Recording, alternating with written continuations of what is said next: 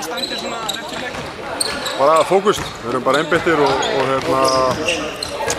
jú, við vitum að þetta er stór leikur og allt það, en við erum bara að reyna að halda okkur í jörðinu og bara fókusa á það sem við ætlum að gera í leiknum, okkar leikplan og við eiginlega bara einbeita okkur að því að vinna leikinn og tryggja þar með þáttöku okkar í þessu stórmóti og það fer bara allir fókus í það. Hvað þarf að leggja áherslu á morgun á móti Bosníumönnum?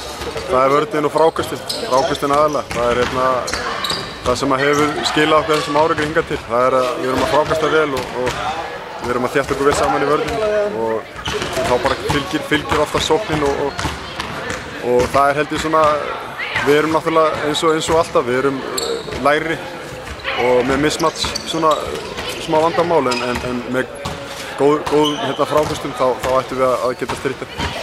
Þetta er stærsti leikurinn á ferlinum fyrir þér? Já, svona, já.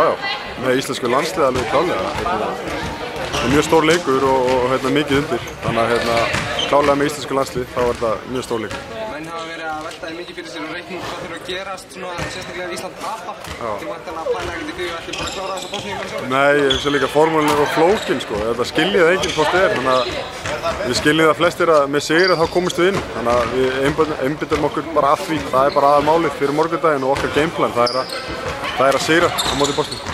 Rétt í lokin, það er uppsett í höllina. Hversu mikilvægur er stuðningur við liðið á móti? Hann er mjög mikilvægur og okkur hefur vantað oft svona þennan sjötta mann eða má kalla það. Og svona mikla stemning og það hefur verið mjög góð stemning inn í höllinu þó svo við þó hún hafi ekki verið uppsett. Þannig að við bara búist við bara þvílíku stuðningi á morgun og miklu látum.